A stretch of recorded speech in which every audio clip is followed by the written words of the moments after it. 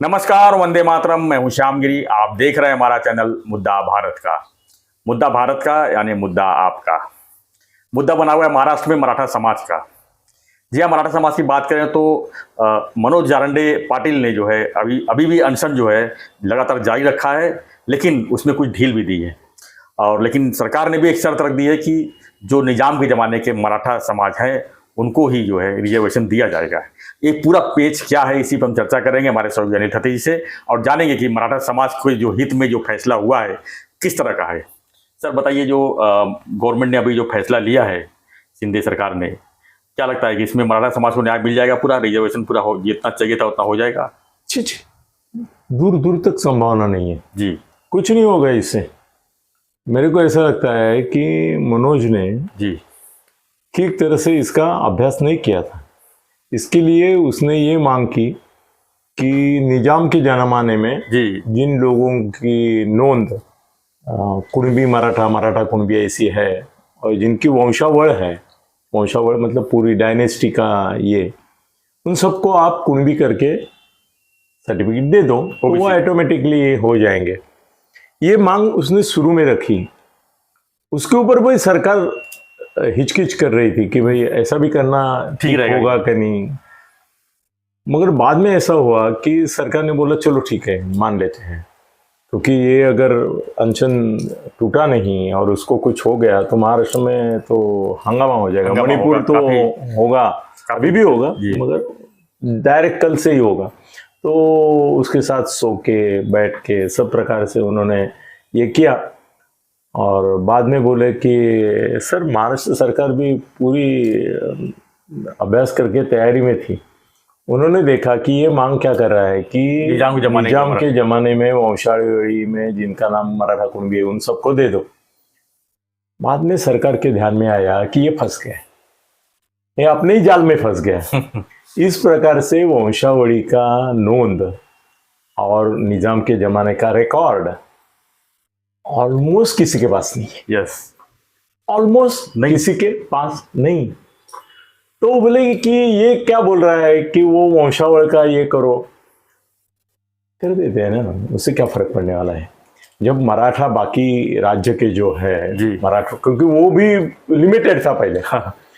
Sir वो अभी बच्चा है, वो पहले बोल रहा था कि मराठवाड़ा के लोगों को ही मराठा कुणबी का करो। ये अन्याय था। मतलब महाराष्ट्र के मराठा का वो रिप्रेजेंट नहीं कर रहा था। विदर्भ छोड़ दिया, पश्चिम महाराष्ट्र छोड़ दिया, कोकण छोड़ दिया, मुंबई छोड़ दिया, खानदेश छोड़ दिया, खाली मराठवाड़ा। ये तो गलत ही है किसी मराठा नेता के लिए ये बोलना, मगर वो बोल गया जी। अच्छा है। तो महाराष्ट्र सरकार ने देखा कि एक तो इसकी जो लैंग्वेज है, अभी ये क्या है ना, मर मिटने पे तुला है, और अगर इसको कुछ हो गया तो पूरे राज्य में हंगामा हो जाएगा। फिर उसने सिर्फ मराठवाड़ा के लिए मांगा है, ये सोच के दंगे नहीं होंगे। फिर वो दंगे पूरे महाराष्ट्र में होंगे, विदर्भ में होंगे, कोकण में होंगे, और उनको नहीं बोल सकते ना भाई। कोकण में अगर दंगा हुआ, कोकण में नहीं होता है जनरली दंगा, कोकणी लोग मुंबई में आके करते हैं, मगर विदर्भ में अगर हो गया तो सरकार सर ओपनली उनको पूछ नहीं सकती कि अरे वो तो मराठवाड़ा के लिए बोल रहा था, तुम्हारा तो नाम तक नहीं लिया था, तुम क्यों दंगे कर रहे हो। वो बोलेंगे नहीं नहीं ये मराठा इशू है, ऐसा बोलेंगे, और सबको दे दो ऐसा बोलेंगे। तो वो इसमें जाना नहीं था। बाद में ऐसा हो गया कि जैसे शाणे सरकार में भी बैठे हैं, वैसे कुछ शाणे लोगों ने उसको भी बोल दिया कि अरे बेटा तो गलती पे ऊपर गलती कर बैठा। एक तो ये वंशावळ किसी के पास है नहीं। ये गरीब शेतकरी लोग है ज्यादा करके, वो रखते नहीं ऐसा कुछ डॉक्यूमेंट। उनका रेशन कार्ड रखना उनको लिए मुश्किल है, आधार कार्ड बनाते बनाते थक जाते हैं। तो और ये तुम्हारा इनकम टैक्स का ये कार्ड भी उनके पास होता ही नहीं है। तो उनके पास वंशावळ कहाँ से होगी, वो भी निजाम के जमाने में। सर बीच में निजाम के राजवाड़ा जो था, सर निजाम की जमाने की बात करें तो कितना साल पहले का ये बात हो जाती है सर? कम से कम ये करीबन ये 20 और वो 60, करीबन 70-80 साल पहले। और आज़ादी के पहले का नहीं, आज़ादी के बाद तुरंत निजाम की सल्तनत जो थी, विठल अपने वल्लभ भाई पटेल जी ने ये की थी, मगर तब तक भी 2 साल गए थे, उसके बाद की थी उन्होंने। तो हो गया ना वो 50 और ये 70-72 साल के पहले की नोन तब की। वो बोलता है कि किसी कार्यालय में महसूल तलाठी कार्यालय में इसमें होगी 7-12 में होगा। 7-12 में होगी, उधर होगी। वो ऐसा नहीं है कुछ। तो बाद में शाणे लोगों ने उसको बताया कि यार तुम तो फंस गए, और उपोषण पीछे लेने की बात तुम अभी सोच रहे हो तो कैसे लेंगे, किसी को मिलने वाला ही नहीं इसका फायदा। फिर उसके ऊपर दबाव आ गया बाहर के लोगों का। वो बोले ये क्या चल रहा है, सिर्फ मराठवाड़ा, हम मराठा नहीं है तो हमको नहीं कुणबी करके सर्टिफिकेट मिलना चाहिए। तो वो डर गए। वो बोला ये तो गलती हो गई, डबल गलती हो गई। एक तो ऐसा हो गया कि मराठवाड़ा के बाहर के लोगों की बात नहीं की उसने, तो फिर उसने अपना पैतरा बदली किया। फिर से उपोषण चालू? नहीं, उपोषण चालू ही था, फिर से नहीं, चालू ही था। उसने फिर बोलना शुरू किया कि महाराष्ट्र के जितने मराठा है उन सबको कुणबी करो। फिर उसने बोला कि ये वंशावली मिलेगी नहीं, वो शब्द निकाल दो। तो पूरा सत्यानाश हो गया। वो पहला कागज जो उसने लेके दिया था वो लेके गए थे, जिसके आधार पर शिंदे साहब ने जीआर निकाला, वो सब भैंस गई पानी में। और महाराष्ट्र में करो बोले तो सर कैसे है ना, हम जो बताते हैं ना वो होता है जी। मैंने पहले दिन बताया था कि जैसे पहले वंशावल का भी मैंने बोला था कि किसी की आवाज नहीं है।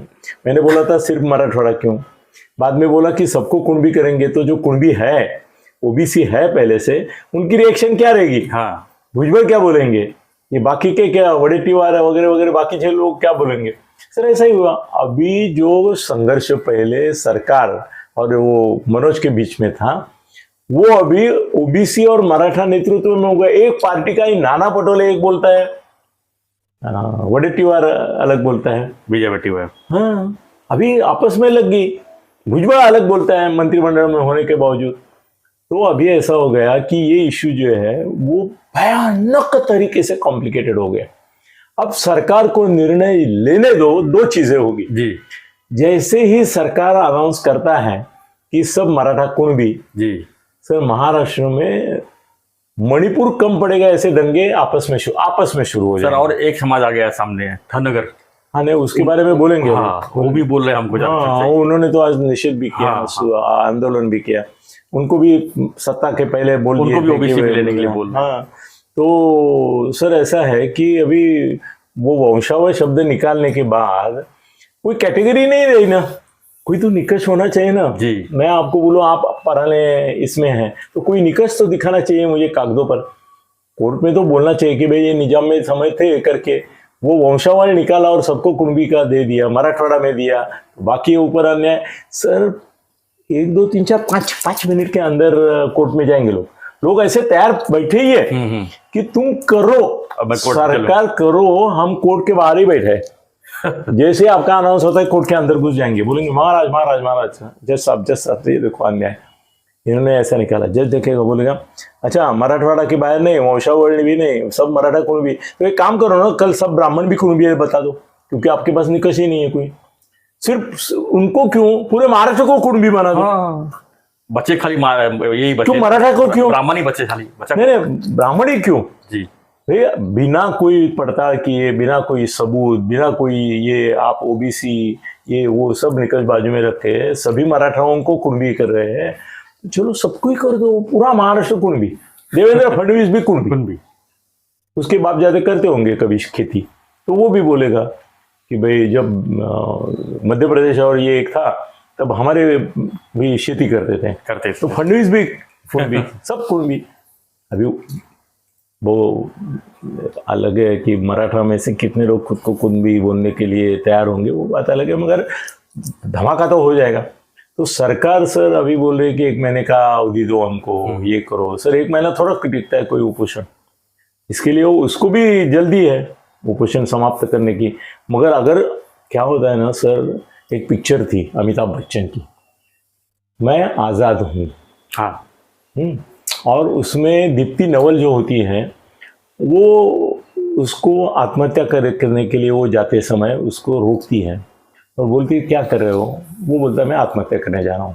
बोले क्यों। वो बोले परिस्थिति ऐसी कि मुझे दूसरा कोई पर्याय ही नहीं है, चारा ही नहीं कोई। तो बोलती है एक काम करो ना, तुमको आत्महत्या करनी है ना, तो तुम्हारे परिवार वगैरह जो है उसके लिए मैं 1 करोड़ दे देती हूँ, आत्महत्या करो, मगर मैं बोलती हूँ उस तरीके से करो। तो वो मान लाता है। फिर वो एक प्रेस कॉन्फ्रेंस लेती है, उसको बाजू में बिठाती है, बोलती है कि यहाँ की जो समस्याएं हैं उन समस्याओं के लिए सरकार का निषेध करते हुए ये जो है वो खुदकुशी करने वाले हैं, ऐसा अनाउंस कर डाल देता है वो। हाँ, सरकार को सामने रख के वो बोल देती है। और सब पेपर्स में, उस समय ये मीडिया नहीं था, सब पेपर्स में हेडलाइन आती है कि ये आदमी जो है सरकार के निषेध में आत्महत्या करने वाला है। सर वो इतना लोगों के लिए प्यारा हो जाता है, लोगों की समस्याओं का तो जिक्र उसने जो किया है वो जेन्युइन रहती है। लाखों की तादाद में लोग जमा हो जाते हैं और आजाद आजाद आजाद बोलने लगते हैं। तो ऐसा होता है कि उसको तबीयत से खाना पीना देते हैं, क्योंकि बलि का बकरा है, वो गले में माल बिल पहनते हैं वैसे। तो उसको ऐसा होता है कि 2-3 दिन ये सब तमाशा देख के उसका मन विचलित होता है, बदल जाता है। और वो दीप्ति नवल को बोलता है कि मैं आत्महत्या नहीं करना चाहता। दीप्ति नवल बोलती अभी करनी पड़ेगी, क्योंकि मैंने लाखों लोगों को ये किया है, राष्ट्रीय अंतर्राष्ट्रीय स्तर पे ये किया है, हमारी जो संगठन है उसको भी लोग चारों ओर से मदद कर रहे हैं करोड़ों की। तो अब मैं तुमको मरना होगा, और नहीं मरोगे तो चलेगा नहीं, हम मार देंगे।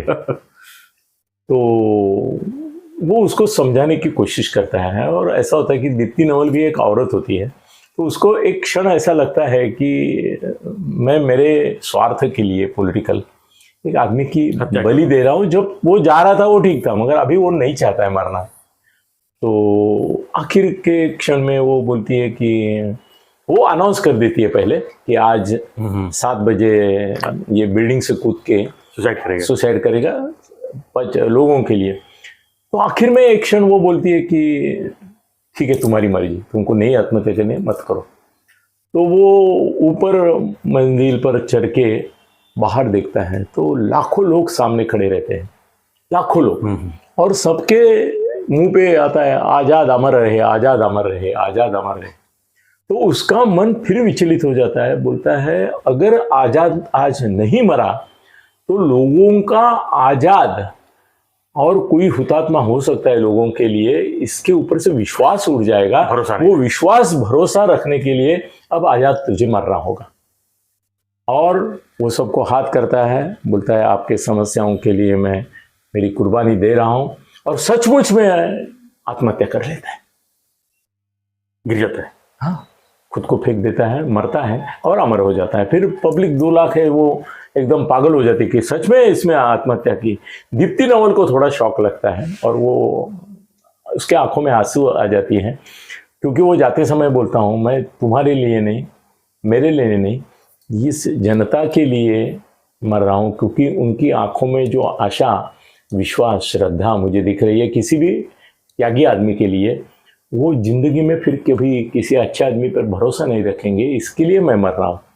मैं आजाद को जिंदा रखने के लिए मैं मर रहा हूँ, और मरता है। सर ये बड़ी कहानी है सर। अभी ऐसा ही हालत मनोज का हो गया कि अभी वो विड्रॉ करेगा तो भी गाली है, विड्रॉ नहीं करेगा और ओबीसी और मराठा में दंगे शुरू हो गए तो भी इसको ही लोग ये करने वाले कि तुमने ऐसा कैसा सरकार को दिया। हाँ। और सरकार ने मान लिया तो भी गाली है सरकार को, और कोर्ट ने स्टे कर दिया तो डबल गाली है, और कोर्ट को भी गाली मिलेगी। पर कोर्ट परवाह नहीं करता है, इसको स्टे मिलना है ये इनको भी मालूम है। अभी ये क्या कर रहे हैं भाई, तुम कुछ भी करके वो उपोषण बंद करो, बाद में हम परिस्थिति को संभाल लेंगे, क्योंकि तुम्हारा कुछ हो गया तो हमारा प्रॉब्लम हो गया। आगे चुनाव भी है सर। हाँ, तो सर अभी इसमें ऐसा हो रहा है कि मुश्किल है सर, कुछ नहीं होगा इससे, और जो होगा वो महाराष्ट्र की बर्बादी का एक न्योता रहेगा। सर महाराष्ट्र में इसके पहले मराठा मोर्चा निकले, शांति से निकले, ओबीसी भी निकले सर, बहुत सारे, एक मराठा लाख मराठा है सब। नहीं ओबीसी के भी बहुत सारे निकले, ओबीसी नेता भी है। इसमें ऐसा हो गया कि महाराष्ट्र में ऐसा एक विभाजन हो जाएगा समाज में, और इसमें अलग अलग तबके आएंगे। आज धनगर का जैसे हुआ जी, वैसे और बहुत सारे तबके आएंगे, और सर महाराष्ट्र में एक अनार्की पैदा होगी। अभी वो अनाउंस कर रहा है टीवी पे कि कल से पानी भी नहीं लूंगा, खाली सलाइन लूंगा। मतलब परिस्थिति को वो एकदम भयानक स्वरूप दे रहा है। देखते हैं क्या होता है। मगर सर महाराष्ट्र अभी मणिपुर की ओर जा रहा है, इसमें कोई शक नहीं। ये और वचन को कोर्ट में ये स्टे हो जाएगा, इसमें भी कोई शक नहीं। सरकार को ये निकालना बहुत मुश्किल है। सरकार निकालेगी तो ओबीसी का गुस्सा आ जाएगा। काफी कंडीशन सामने आ जा रहे हैं। सर ये ऐसा है ना कि वो अभिमन्यु अंदर तो घुस गए, बाहर निकलना तो हमारे एकनाथ शिंदे, फडणवीस, पवार साहब या चक्रव्यूह में घुस गए हैं जी। रिजर्वेशन के। अब बाहर निकालना मुश्किल है और उनका रक्षण करने के लिए कोई नहीं है। कुल मिला जुला के यही कहेंगे कि अगर लाठीचार्ज नहीं हुआ होता ये बवाला इतना आगे वो तो हम पहले दिन बोले, एक पागल अधिकारी के पागलपन का ये नतीजा है कि महाराष्ट्र में मणिपुर हो रहा है। असल में उसको सस्पेंड करना चाहिए। उसको ट्रांसफर क्यों किया है? सस्पेंड करना चाहिए, पनिशमेंट करना चाहिए, कार्रवाई भी करनी चाहिए। क्या अगर दोषी है तो कार्रवाई भी करना चाहिए। चलो ठीक है, उदास हूँ बहुत। धन्यवाद सर। तो हमारा चर्चा यही था कि मराठा समाज को आरक्षण तो मिलेगा, लेकिन किस शर्त में मिलेगा, कब मिलेगा, कैसे मिलेगा और किस तरह से मिलेगा, इसी पर हम चर्चा कर रहे थे।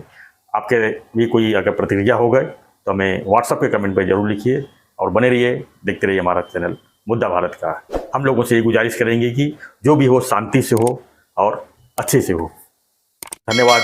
जय हिंद, जय महाराष्ट्र।